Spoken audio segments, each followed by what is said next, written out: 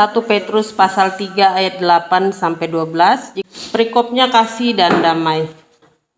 Dan akhirnya hendaklah kamu semua seia sekata, seperasaan, mengasihi saudara-saudara, penyayang dan rendah hati, dan janganlah membalas kejahatan dengan kejahatan atau caci maki dengan caci maki, tetapi sebaliknya hendaklah kamu memberkati, karena untuk itulah kamu dipanggil, yaitu untuk memperoleh berkat. Sebab siapa yang mau mencintai hidup dan mau melihat hari-hari yang baik, ia harus menjaga lidahnya terhadap yang jahat dan bibirnya terhadap ucapan-ucapan yang menipu.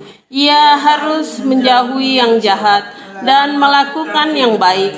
Ia harus mencari perdamaian dan berusaha mendapatkannya, sebab mata Tuhan tertuju kepada orang-orang benar dan telinganya kepada permohonan mereka yang minta tolong.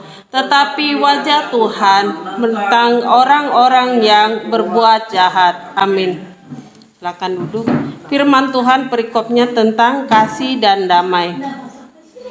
Kita sebagai orang percaya Tuhan, ya, kita sudah ditebus, mengalami sakramen baptisan, perjamuan kudus bersama, berdoa bersama. Tentunya di dalam hati kita itu ada satu kata, damai.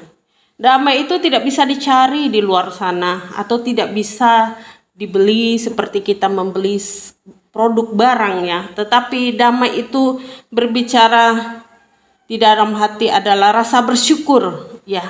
Maka kita akan menemukan kedamaian. Firman Tuhan berkata bahwa barang siapa yang mau melihat hari-hari yang baik, dia harus menjaga lidahnya terhadap hal-hal yang jahat. Jadi kita ini kalau kita berkomunikasi, bicara atau ngobrol dengan sesama, ya, atau sesama kita teman ataupun saudara begitu, ya, kita jangan menyakiti. Tetapi firman Tuhan katakan untuk melihat hari baik kita harus menjaga diri kita. Jangan sampai kita yang menyakiti orang lain. Demikian juga orang lain menyakiti kita. Ya, ini adalah rema kehidupan, di mana hidup ini kadang mulut kita ini tidak bisa bertanggung jawab gitu dengan ucapan kita. Oleh sebab itu kita semakin giat di dalam Tuhan dan kita semakin berlomba-lomba di dalam mencari Tuhan. Percayalah perkenanan Tuhan akan ada ketika kita bersungguh-sungguh mencari Dia dengan permohonan dan meminta tolong. Dan saya percaya Tuhan itu akan senantiasa membimbing kita ke dalam jalannya. Dan Tuhan juga akan memberkati kita dan menolong kita. Sebab orang Kristen dipanggil bukan menjadi orang yang sukses di dunia, tetapi menjadi saluran berkat. Saluran berkat berarti lebih daripada kesuksesan dunia ini. Siapa saja bisa menjadi saluran berkat kepada orang lain. Mari kita belajar untuk memperhatikan sesama kita anggota pelayanan dan juga saling mendoakan. Di dalam doa-doamu sebutkan nama-nama kita. Bawalah kepada Tuhan dan kita percaya ada mujizat Tuhan yang sesuai dengan kebutuhan kita, apa yang kita minta kepada Tuhan. Saya melihat bahwa banyak doa-doa kita Tuhan dengar dan Tuhan jawab di pelayanan ini. Oleh sebab itu saya sungguh percaya bahwa kasih dan damai selalu menyertai pelayanan kita Panji Keselamatan, sebab tangan Tuhan yang kuat itu menolong kita, sebab kita diberikan Tuhan di dunia ini napas hidup orang percaya untuk menjadi berkat di antara orang-orang sekitar kita. Jadi konsep menjadi berkat itu bukan berarti harus jadi kaya dulu untuk menjadi berkat.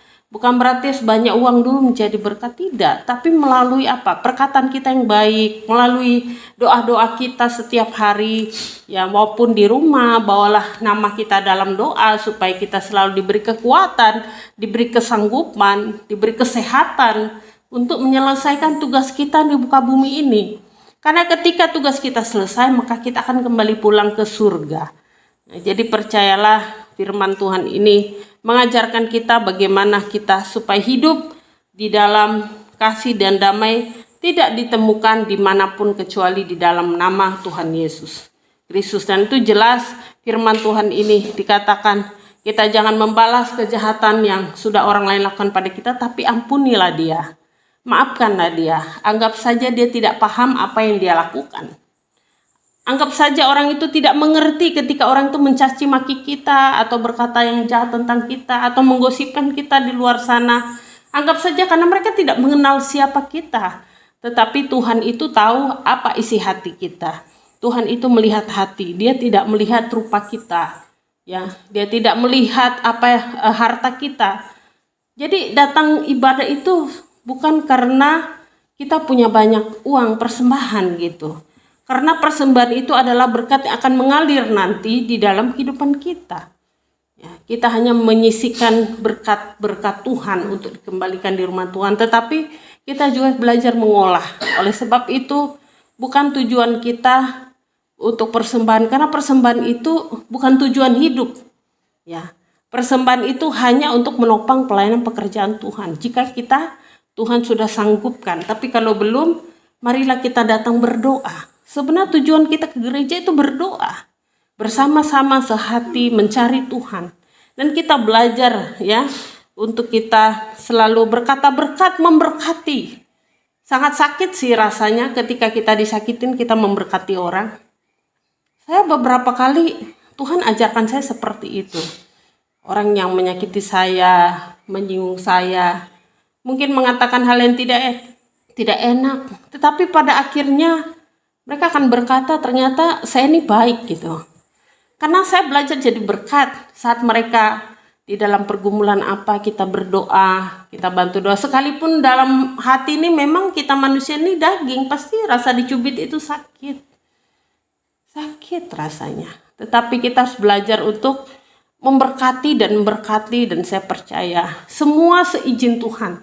Saya yakin apa yang terjadi dalam hidup kita itu seizin tangan Tuhan. Tuhan akan menuntun kita seturut dengan gambaran dan nyata di dalam hidup kita. Kerinduan demi kerinduan akan Tuhan nyatakan. Disinilah kita belajar untuk hidup di dalam Tuhan. Mari kita menjadi orang-orang benar di dalam kasih dan berbuat banyak kebaikan dan hidup di dalam damai. Percayalah Tuhan akan menolong kita. Tuhan akan senantiasa bersama kita. Makanya banyak lagu-lagu rohani yang mengatakan apa? Pertolonganmu begitu ajaib. Jadi keajaiban Tuhan. Tuhan mengenal hati kita, dia tahu siapa kita. Dia tahu kebutuhan kita apa. Oleh sebab itu mari kita bersama-sama saling mengasihi, saling merangkul. Ya, apa yang saat ini kita bisa lakukan yang terbaik. Dan saya bersyukur melalui pelayanan ini saya bisa lihat banyak jiwa-jiwa menjadi berkat. Saya bersyukur memiliki jemaat Panji Keselamatan bisa menjadi berkat. Di tengah-tengah kesusahan, masa pancaroba begini, masa paceklik begini masih bisa memberkati orang. Rasanya hati saya senang dan bahagia. Tidak sia-sia saya menyampaikan firman Tuhan. Berdoa untuk saudara setiap hari dan setiap hari dibawa di dalam doa. Terpujilah nama Tuhan Yesus, biarlah damai dan sukacita selalu menyertai kita. Amin.